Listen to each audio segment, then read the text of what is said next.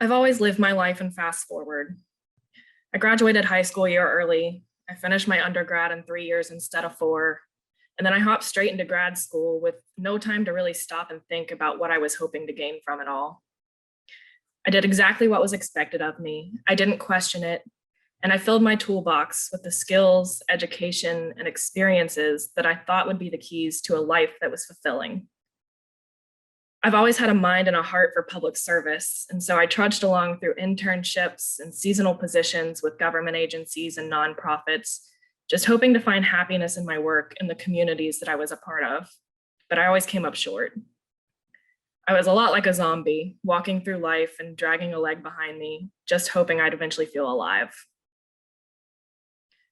My journey of coming alive starts in Morgantown, West Virginia in September of 2020. In the heat of both the pandemic and the humid Southern summer, I found myself taking my first huge leap into a new life.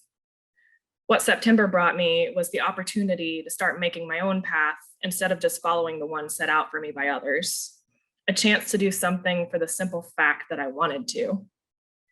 So I accepted an AmeriCorps position in a city 15 hours from everything I'd ever known. I packed my things and I left behind my glass half empty life and headed straight for Gardner, Maine. I recently read an article discussing how when people move across state lines, they're usually thinking a lot about what their new place is going to be like, their new neighbors, their new town. In short, all of the things that are going to come with a change of address. But what most people don't consider is the way that the move is also going to change them. Something happens when you move that far away from anyone you know. You create community.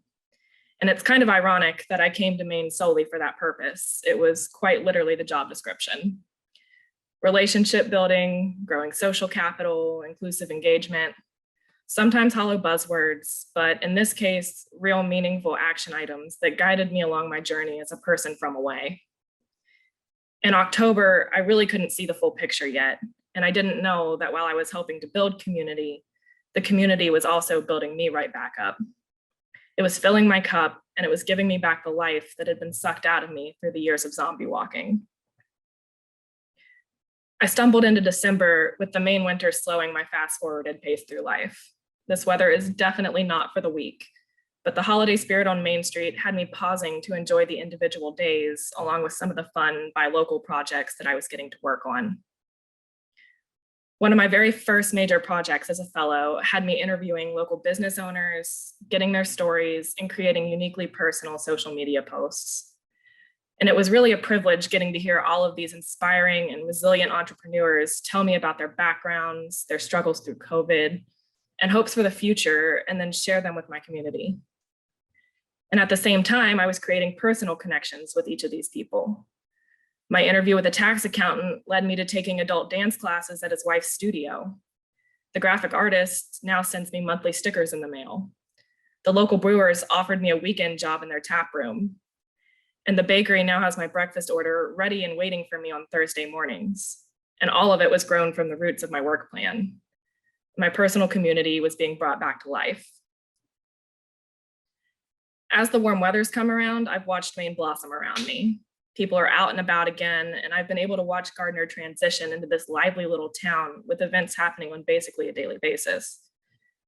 The Main Street storefronts are full, and it's really exciting to watch my community grow and change with the seasons. As we're approaching the end of summer in Gardner, a lot of my work has been focused on the downtown master planning process, an opportunity for people to come together and plan for the next decade of growth and evolution. A lot can happen in 10 years, and I've personally seen and experienced the changes that can occur in just 9 months. There are new faces to join these planning conversations now.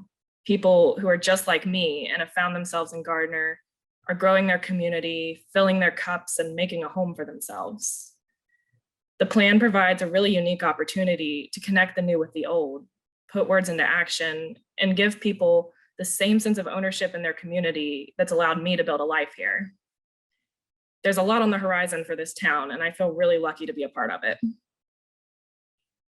Civil rights activist Howard Thurman once said, "Don't ask yourself what the world needs. Ask yourself what makes you come alive and go do that, because what the world needs is people who have come alive." Coincidentally, when I was preparing for this talk, Adam had asked us, "What's alive for you right now?" And I didn't really have an answer then, but I do now, and it's everything. I live for myself and I live for my community, both the physical place and the people who make it special. And I'm really grateful to no longer be on a zombie walk through life. My community feels whole and I'm more alive than ever. Thank you.